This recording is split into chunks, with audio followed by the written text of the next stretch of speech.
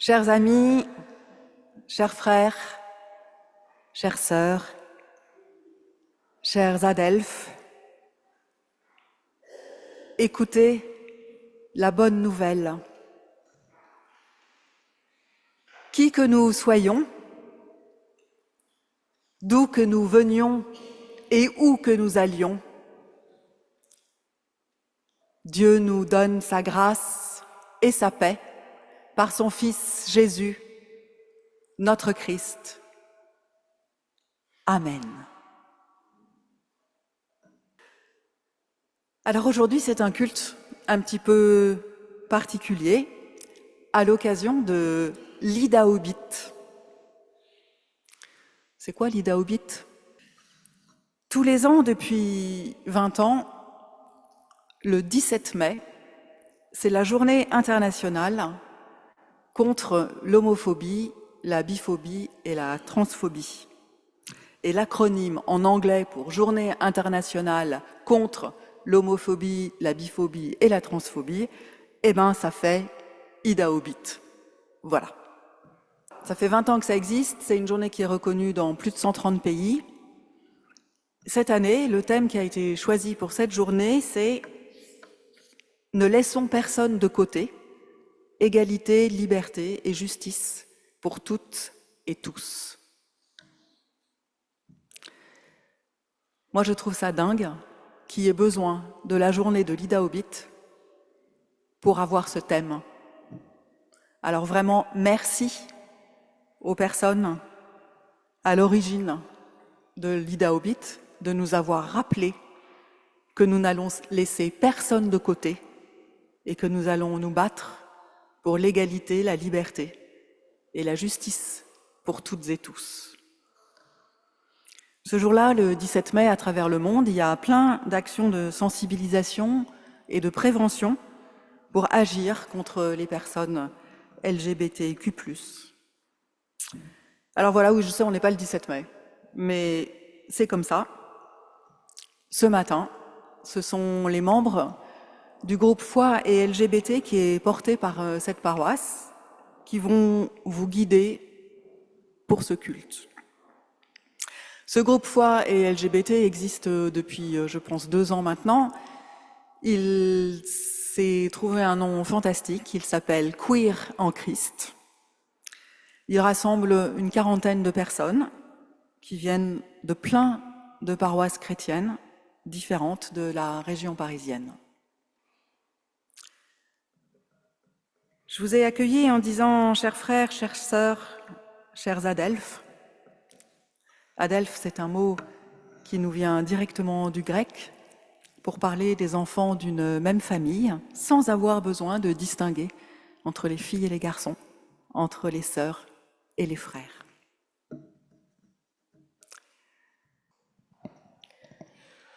Nous louons Dieu. Je clamerai ton nom, Dieu de calme et de beauté, Dieu de tendresse et de feu, Dieu secret, Dieu éclatant, Dieu de passion et de larmes, Dieu très humble et infini.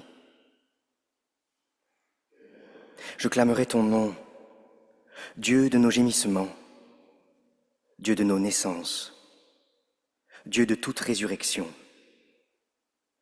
Dieu sensible au cœur, Dieu de nos mémoires, notre Dieu de splendeur.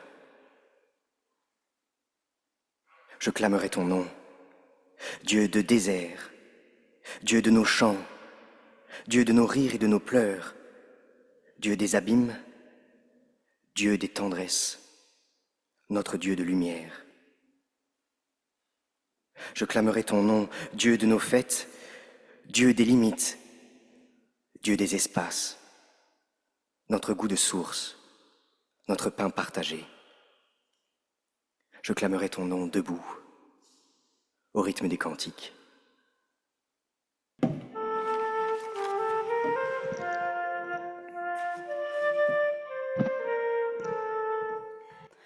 Je louerai l'Éternel de tout mon cœur.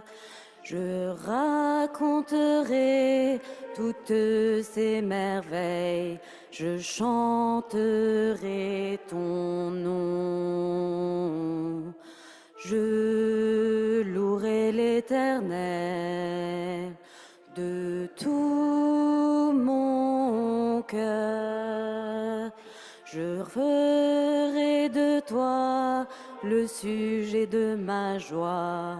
Alléluia.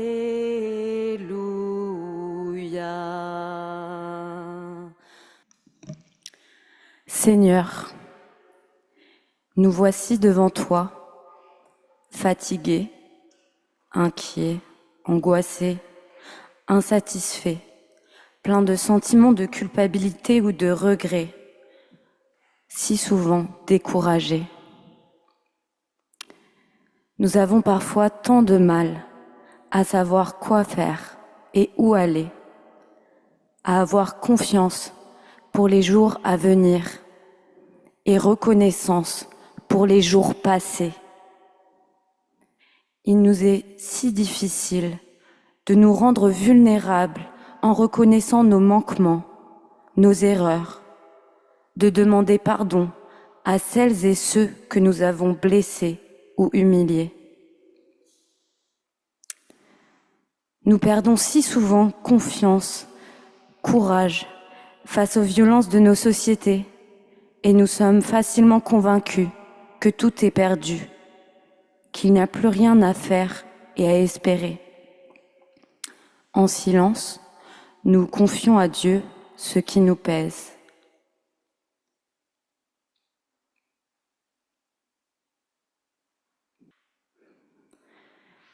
Seigneur, nous avons besoin d'être rassurés et relevés. Nous avons besoin de ta patience et de ta persévérance à nous aimer. Renouvelle en nous la confiance et l'attention à tout ce qui vit et donne-nous de te recevoir chaque fois que tu frappes à la porte. Amen. Et je vous invite à vous lever pour recevoir la grâce. La grâce nous est donnée. La grâce nous est donnée comme la lumière dorée de la fin de journée, comme la pluie sur la terre sèche, comme un sourire ami dans un moment de détresse. La grâce nous est donnée. Elle est donnée à chacun, à chacune, à chaque personne, en abondance. Oui, dit le Seigneur, vous sortirez dans la joie et vous serez conduits dans la paix. À vous, à moi, à toutes et tous, à chaque personne, la grâce est donnée partout et à chaque instant. Amen.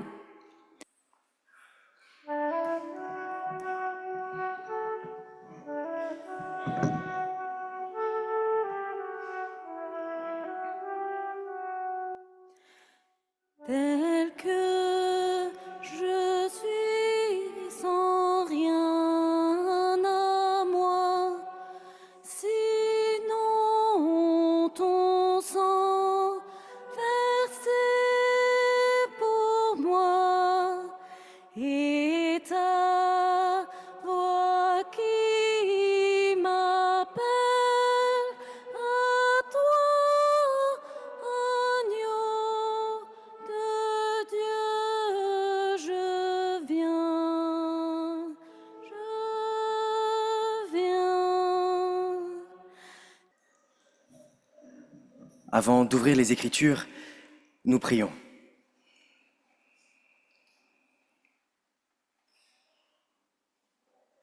Éternel notre Dieu, nous avons suivi bien des routes en ta présence. Beaucoup de parcours sont désormais derrière nous. Nous avons suivi des chemins longs à travers les années de nos vies. Et aujourd'hui, nous voici. Nous revoici devant toi.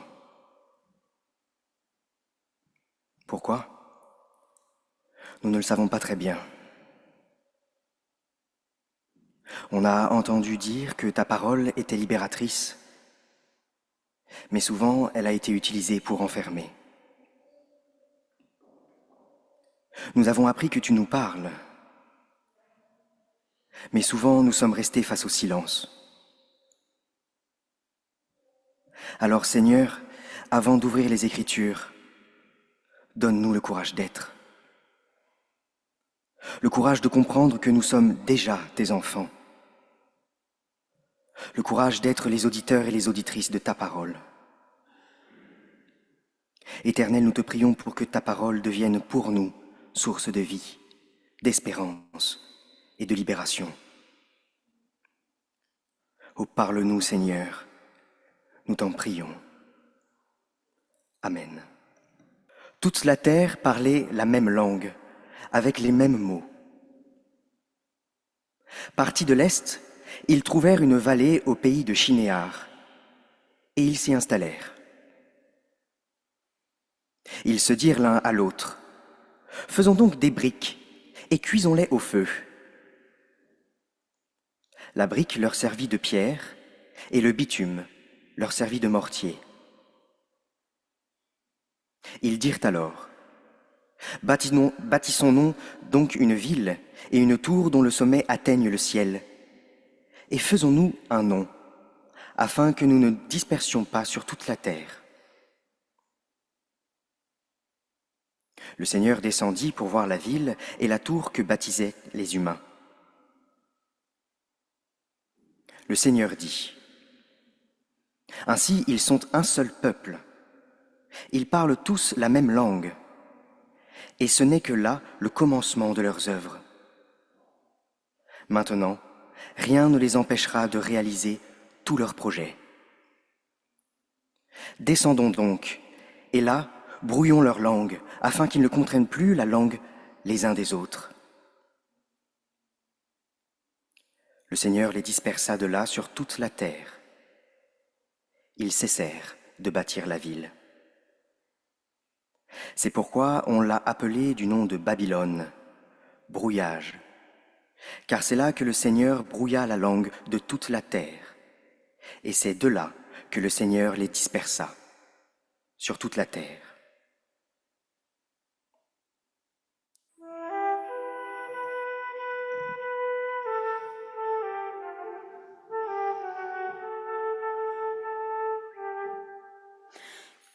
Ta parole est naissance, comme on sort de prison. Ta parole est semence qui nous met la moisson. Comme un souffle fragile, ta parole se donne, comme un vase d'argile, ton amour nous façonne.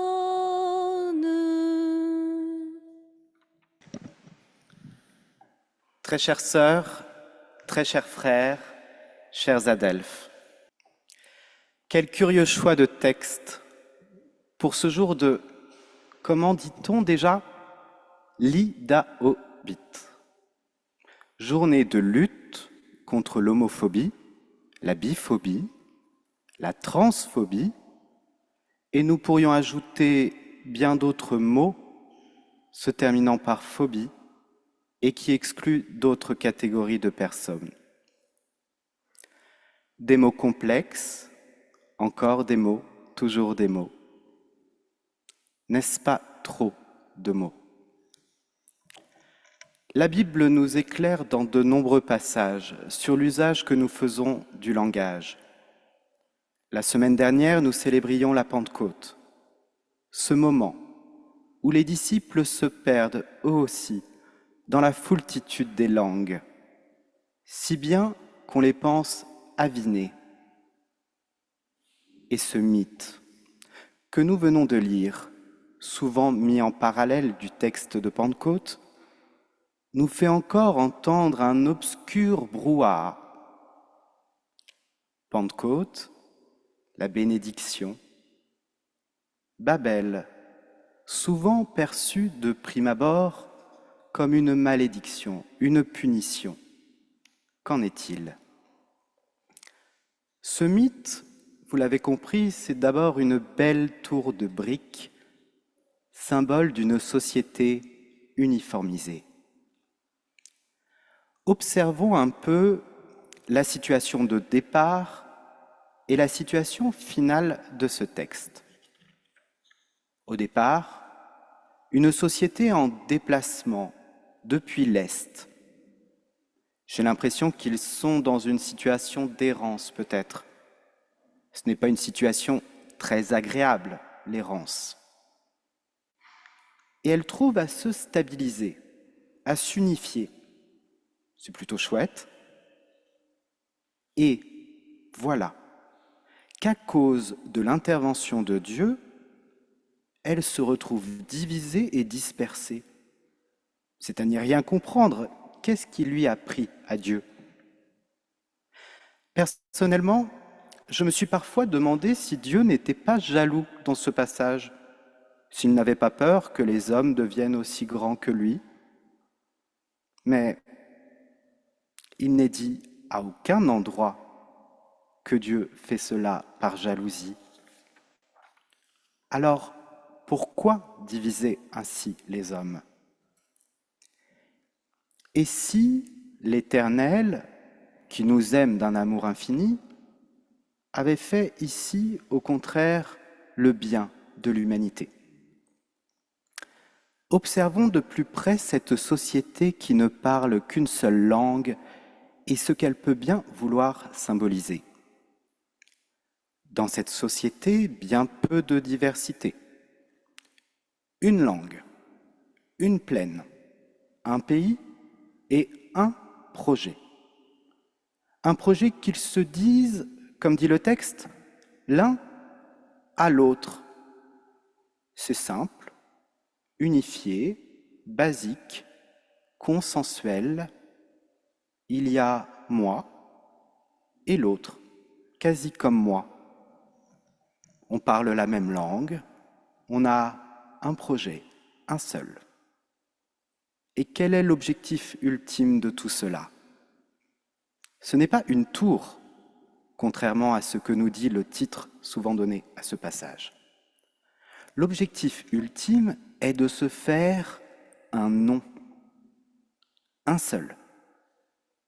Le reste, ce ne sont que des moyens pour arriver à cette fin. Mais Dieu n'aime pas les faiseurs de briques. En effet, si l'on regarde bien le texte, le projet initial n'est pas de faire une tour, ni de toucher le ciel. Le projet n'est même pas de rejoindre Dieu. Quand on regarde ce texte, il n'est pas fait mention de cet objectif. Le premier objectif est « faisons des briques ». Point. Il existe un verbe hébreu pour dire « fabriquer des briques ». On pourrait dire « briquettons », du verbe « briquetter ».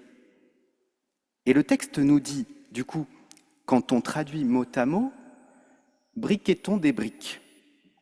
C'est un peu redondant. Puis, comme si on n'avait pas bien compris qu'il y avait des briques, le texte nous dit que les briques ont servi de pierre. Et on va faire une ville de briques et une immense tour de briques avec toutes ces briques. Bref, cela fait beaucoup de briques. Et je pense même qu'on ne devrait pas appeler ce passage la tour de Babel, mais les briques de Babel. Quand un mot se répète autant dans un mythe de l'Ancien Testament, c'est bien souvent qu'il est le plus important. Nous devons donc, pour comprendre le texte, analyser ce symbole. Que symbolise la brique? La brique est faite de terre. Quoi d'autre dans la Genèse est fait de terre? L'humain. Et si la brique qui a été briquettée dans cette société unifiée, uniformisée, n'était autre que l'individu. L'individu emprisonné dans une société autoritaire, que l'on fait entrer dans un moule bien carré.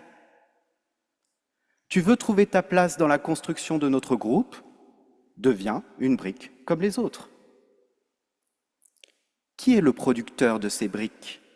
Production en chaîne, production à la chaîne de modèles similaires. Ce n'est pas Dieu qui produit ces briques, c'est la société. Dieu, lui, a fait des individus différents. Hommes et femmes, il les créa. Et pas dans une production à la chaîne, mais à la manière d'un artisan. Mais, dans notre texte, la société, elle, crée des briques à la chaîne. Et que fait-elle de ces briques?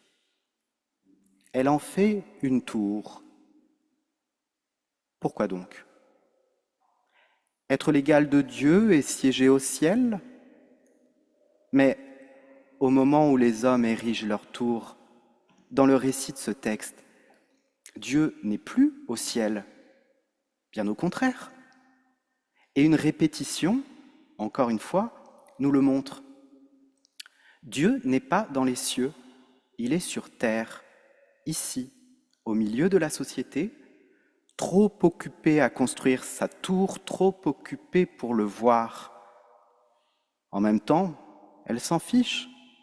Ce n'est pas son projet de rejoindre Dieu. Elle s'est mise en tête de construire une tour et elle est là, la tête dans le guidon, à travailler, travailler. Et Dieu passe. Et personne ne le voit. Oui, Dieu est descendu. Il descend même plusieurs fois. La première fois, au verset 5, il descend pour voir la ville et la tour. Puis au verset 7, allons, descendons, et là, confondons leur langage, comme s'ils descendaient toujours plus profondément en nous. Et personne ne le voit.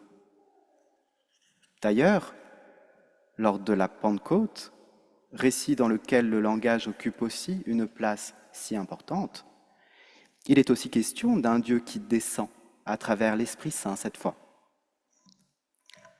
Dieu donc descend. Et ce qu'il voit, cela ne lui plaît pas. Mais pourquoi cela ne lui plaît-il pas? Il dit « Rien ne peut les empêcher de faire tout ce qu'ils auraient projeté. » Dieu s'oppose-t-il donc à notre épanouissement, à nos projets? Regardons cela d'un peu plus près. Que dit l'Éternel exactement? Rien ne peut les empêcher de faire tout ce qu'ils auraient projeté. Qui est ce « il » ? Quel est le projet? Le « il » de cette phrase, c'est le groupe unifié. Le projet, c'est le projet de la société uniformisée. Le « il » du groupe qui enferme est le projet insensé dont le seul but est de se créer un seul nom. Et Dieu trouve une solution pour libérer l'individu. Brouiller le langage, faire éclater le langage pour que l'homme devienne co-créateur, co-artisan à l'image de Dieu. Pourquoi l'Éternel confond-il le langage des hommes? Pour les punir? En est-on si certain? Que nous dit le texte? Le texte nous dit « afin qu'ils n'entendent plus la langue des autres ». Mais est-ce vraiment mal? Quelle en est la conséquence? Je me souviens de cette phrase attribuée à Antoine de Saint-Exupéry « Si tu diffères de moi, mon frère, loin de me léser, tu m'enrichis. » Les mots parfois, enferme, comme dans des cases, comme dans des briques. Je suis plus que mon prénom. Je suis plus que mon métier. Je suis plus qu'un paroissien. Je suis complexe. Jésus lui-même nous le rappelle à chacune de ses rencontres. Que fait-il le plus souvent? Il questionne celui qu'il vient de rencontrer. Qui es-tu? Quelle est ta vie? Que cherches-tu? Et Jésus lui-même nous invite à tordre le langage pour y répondre. Qui est ma mère? Qui sont mes frères? Nous dit-il quand sa mère et ses frères le prennent pour un fou. Toutes les personnes qui m'écoutent sont à la fois ma mère, mon frère et ma sœur. Il tord le langage. Et Dieu, lui-même, nous invite à nous approprier le langage. Ici, dans le mythe de Babel, mais aussi quand il demande à Adam de nommer les différentes choses de la création, devenant ainsi co-créateur avec Dieu. Mais à force d'user de 1000 mots pour définir les choses, pour nous définir nous-mêmes, on crée un brouhaha du débat. Cela me fait penser à tous ces débats, parfois virulents, autour de ce qu'on appelle l'écriture inclusive, dont on prétend qu'elle trouble le langage et ne permet plus de se comprendre. Mais l'écriture inclusive, ou plutôt devrions-nous dire les écritures inclusives, au pluriel, qu'est-ce que c'est? Ce sont des méthodes plus ou moins pertinentes pour tâcher de dire le réel, de dire la diversité de nos identités, pour tâcher de rectifier notre langage quotidien qui parfois exclut. Et c'est aussi la conséquence du mythe de Babel, le brouhaha. Les peuples qui étaient unis se dispersent, chacun vivant sa vie. On laisse de la place à la diversité. Chacune et chacun trace son propre projet, nomme les choses différemment. Ici, on devient le potier et nous allons façonner notre propre glaise avec l'aide de Dieu. Et notre forme ne sera sans doute pas bien carrée, et c'est très bien. Oui, c'est très bien ce brouhaha, de reconnaître que nous ne pourrons pas totalement connaître l'autre. Nous ne pourrons pas totalement le posséder. Aimer, ce n'est pas posséder. Je vais même plus loin en disant qu'on n'a pas forcément besoin de comprendre l'autre pour l'aimer.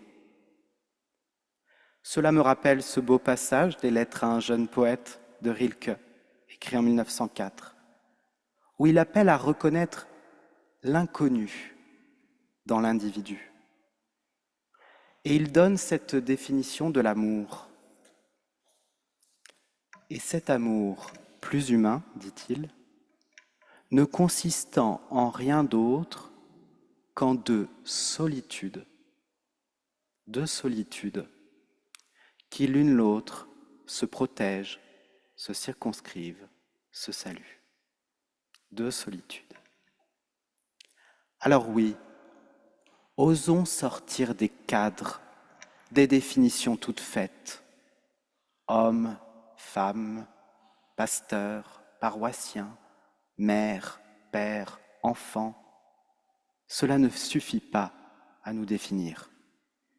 Mon projet de vie n'est pas forcément celui que l'on a imaginé pour moi.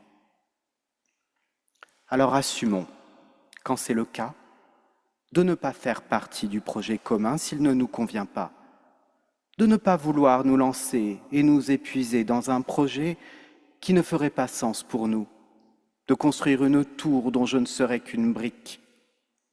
J'ai ma propre route, mes propres projets, et je ne vais pas les abandonner pour un projet de société s'il n'est pas le mien.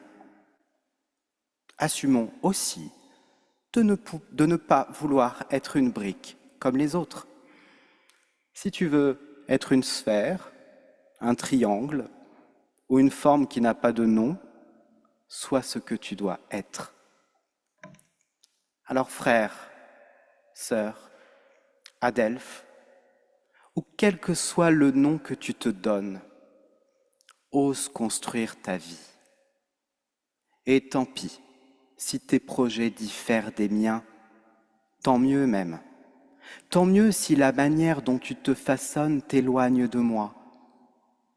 Si tu es plus heureux, heureuse, si tu es toi-même, alors je suis heureux.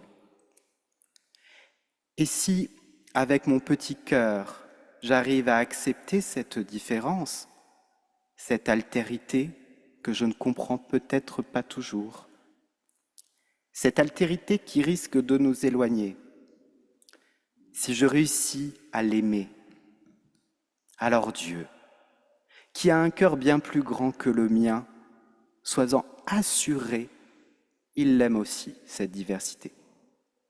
J'en suis convaincu. Et tant pis si cela crée du brouhaha. Ce brouhaha nous libère du carcan de nos briques. Dieu a voulu que les fleurs soient toutes différentes pour faire de magnifiques bouquets. Que l'argile de nos briques se change en une multitude de fleurs. Ou, mieux encore, que notre lumière se divise dans la diversité des couleurs de l'arc-en-ciel.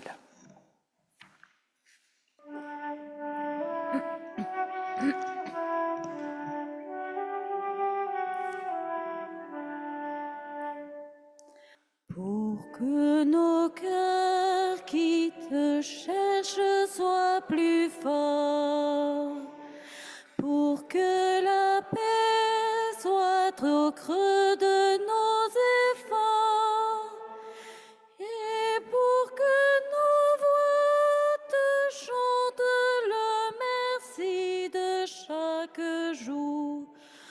Ô Seigneur, donne-nous ton esprit d'amour. Et voilà que c'est maintenant le moment de l'offrande.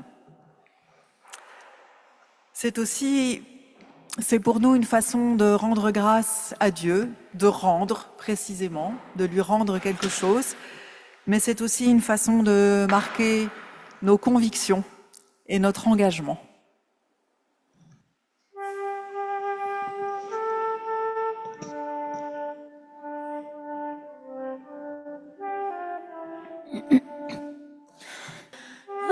Accepte mon offrande,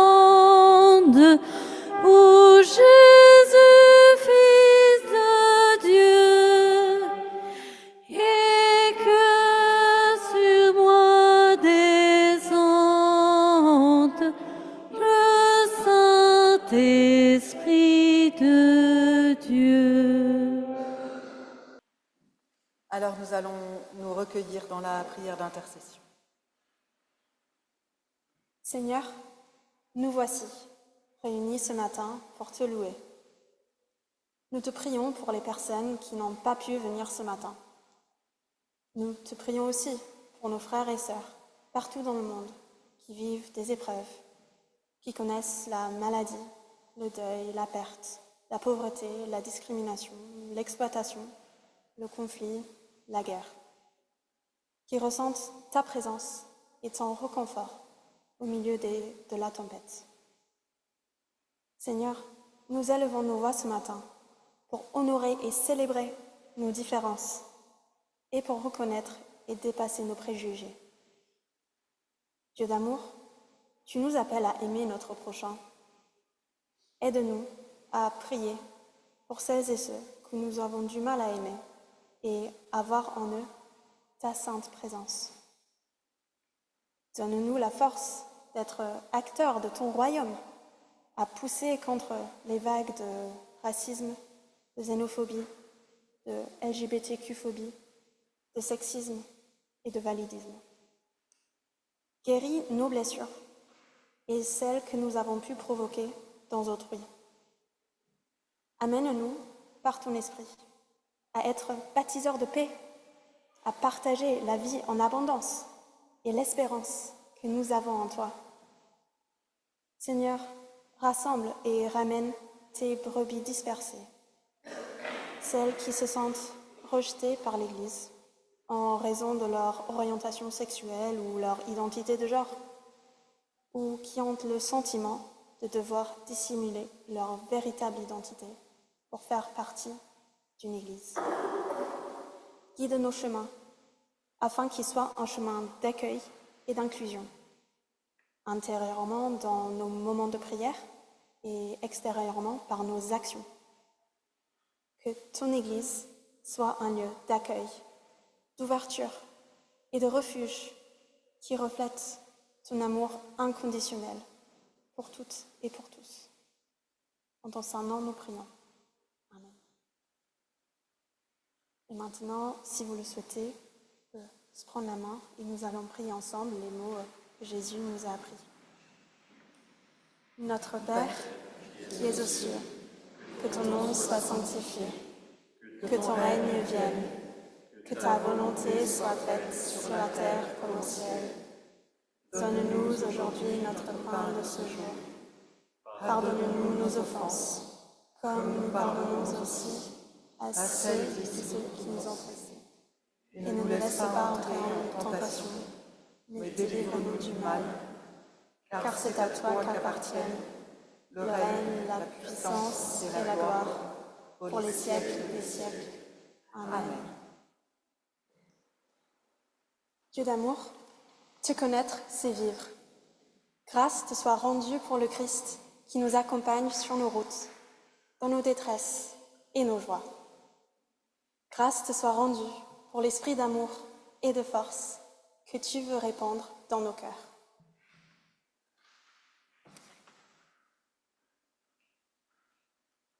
Chers frères, chères sœurs, chers adelphes, allez et ne soyez pas des briques. Et nous recevons maintenant la bénédiction de Dieu pour que nous puissions être chacun et chacune des bénédictions pour les uns, les unes et les autres. Vous êtes comme un carillon dans le vent qui gémit, chante et retentit sous la caresse du souffle. Vous êtes des hymnes à l'esprit qui vous animent. Dieu vous a fait enfant de l'appel de la vie à elle-même. D'autres, à travers les âges, ont rendu et rendront témoignage à la diversité et à la richesse de sa création. Vous, en qui Dieu fait résonner sa justice, sa beauté et son amour, soyez bénis encore et encore.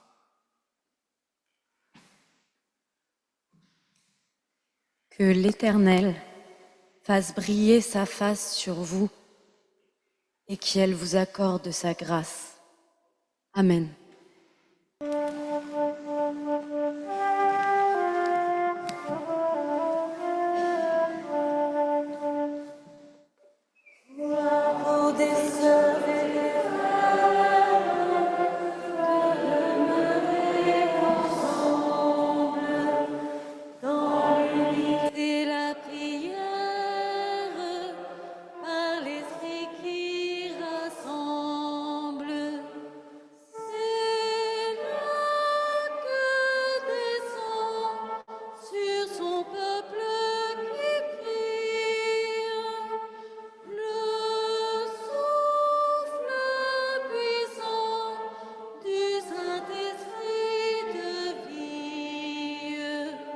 Merci à tous ceux qui ont rendu ce culte possible. Merci à nos super musiciens André, Gilles et Léo. Merci aux techniciens. C'est Yannick qui a passé les diapos et Anne-Sophie, grâce à qui il y a eu un Zoom aujourd'hui. Et d'ailleurs, une bonne partie des dimanches, c'est grâce à Anne-Sophie. Un grand merci au groupe Queer en Christ, avec qui nous avons préparé chaque instant de ce culte pour pouvoir vous l'offrir ce matin. Un bon dimanche à vous tous, une bonne semaine et à dimanche prochain.